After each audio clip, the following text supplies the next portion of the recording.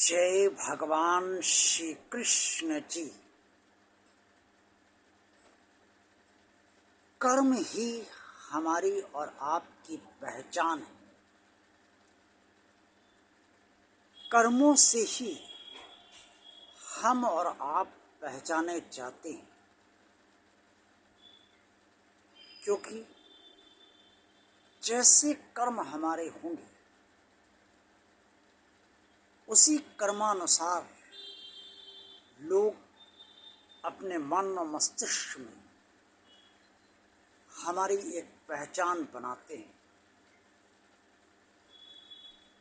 हमें लोगों के लिए तो नहीं जीना चाहिए, लेकिन कर्म अच्छे तो हमारे होने ही चाहिए। अगर हमारे कर्म अच्छे नहीं होंगे तो लोग हमें अच्छी नज़र से नहीं देखेंगे। और जिस समाज में हमें रहना है, जिस परिवार के भीतर हमें रहना है, वहाँ हमारे कर्म अच्छे होने ही चाहिए। अब आज के समय में जहाँ कलयुग की विभीषिका चल रही हो, कर्म कैसे अच्छे किए जाए। कोई ऐसा व्यक्ति नहीं है जो हर समय बुरा कर्म करना चाहे, और बहुत सारे व्यक्ति ऐसे हैं जो अच्छे कर्म करना चाहते हैं लेकिन कर्म कर नहीं पाते। या तो उनके जीवन की स्थितियां और परिस्थितियां उन्हें वो अच्छे कर्म करने नहीं देती हैं, और या फिर उनके मन में ये भाव आ जाता है कि अच्छे कर्म करके भी क्या मिलेगा। बहुत अच्छे कर्म करो, अच्छा सोचो, अच्छा बोलो, मिलता क्या है? क्या नतीजा मिलता है? कौन से परिणाम मिल जाते हैं? जो भौतिकता की दृष्टि से कमजोर होगा और अच्छे कर्म कर रहा होगा और उसको परिणाम अच्छे न मिले, तो ये तो नहीं कहा जा सकता कि वो जो सोच रहा है या समझ रहा है वो गलत समझ रहा है, क्योंकि जो परिणाम होते हैं उसी से मनुष्य प्रेरणा लेता है। मैं भी प्रेरणा लेता हूँ, आप भी प्रेरणा लेते हैं, और हम सब प्रेरणा एक दूसरे से उन्हें मिलने वाले परिणामों से ही लेते हैं, और जो स्वयं को परिणाम मिलते हैं उससे भी लेते हैं। अच्छे कर्म हैं क्या, इन्हें समझना बहुत जरूरी है। हर समय परहित तो नहीं किया जा सकता, क्योंकि अगर हर समय हम परहित ही करते रहेंगे तो फिर अपना और अपने परिवार का ध्यान किस समय कर पाएंगे। हर चीज की एक सीमा होती है, और क्या परहित करना ही सिर्फ अच्छे कर्म है? तो फिर अच्छे कर्म क्या है? अच्छा सोचे। अच्छा कैसे सोचे? कहाँ से सोच अच्छी लाए? अगर अच्छी है ही नहीं किसी की सोच, तो वो सोच अच्छी कहाँ से लाए?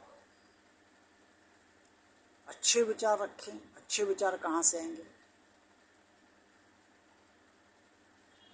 अच्छे विचार जहाँ से आते हैं उसके लिए वो प्रवृत्तियाँ होनी चाहिए, और अगर प्रवृत्तियाँ ही नहीं है तो अच्छे विचार उत्पन्न कैसे होंगे? और अगर उत्पन्न ही नहीं हुए तो अच्छे विचार होंगे कैसे? और अच्छे विचार नहीं होंगे तो कर्म भी अच्छे नहीं होंगे। लेकिन तब भी लोग आशा करते हैं कि वो चाहे जितना बेईमान हो, जितनी बेईमानी कर रहे हो, जितने बदमाश हों, लेकिन सामने वाला अच्छा होना चाहिए, उसका व्यवहार उनके साथ अच्छा ही होना चाहिए और उसे ईमानदार जरूर होना चाहिए। ये जो दुमुही नीति है, ये अच्छे विचार उत्पन्न ही नहीं होने देते। हम स्वयं को सुधारना नहीं चाहते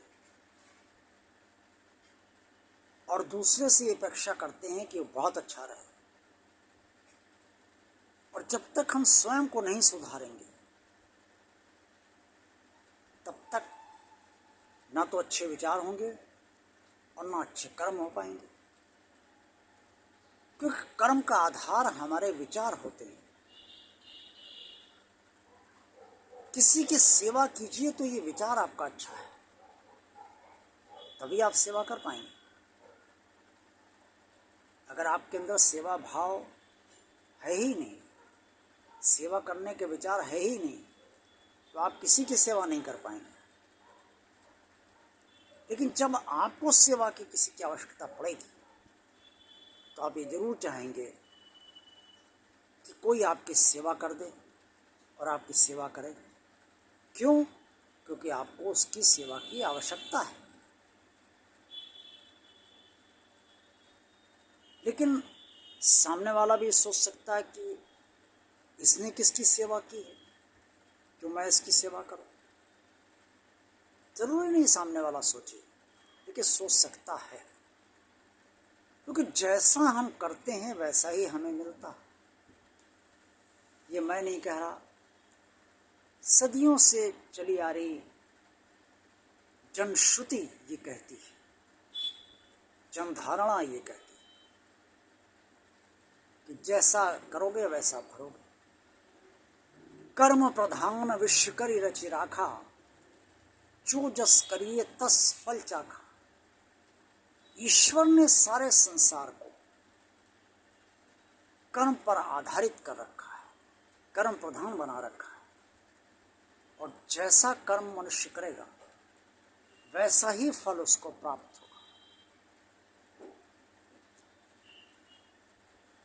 शायद आप मेरी बात से सहमत हो या हो सकता ना हो, इसीलिए मैंने शायद शब्द लगाया। ईश्वर समस्त सभी व्यक्तियों को उनके कर्मों का फल पहले देता है, और बाकी जितने भी कर्म होते हैं, यानी कि भक्ति का कर्म, पूजा पाठ का कर्म, उसके फल भी देता है। लेकिन जो कर्म होते हैं उनके फल वो अवश्य देता है। इसलिए कभी ये नहीं सोचना चाहिए कि जो पूजा पाठ करेगा वो बड़ा सुखी हो जाएगा।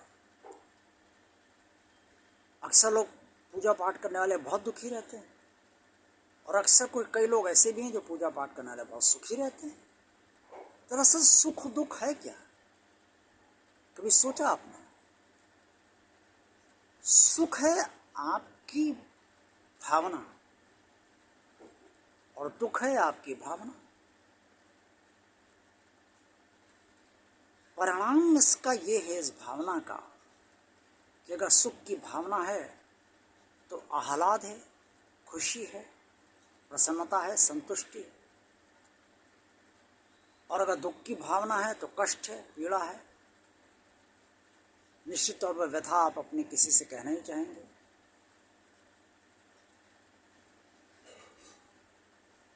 तृप्ति कहीं नहीं है, और तृप्ति होनी चाहिए, लेकिन वो कहीं नहीं है। कि कर्म हम ईश्वर को अर्पण करके करते ही नहीं। स्वयं करने की विचार हमारे अंदर रहता है, मैं स्वयं कर रहा हूँ।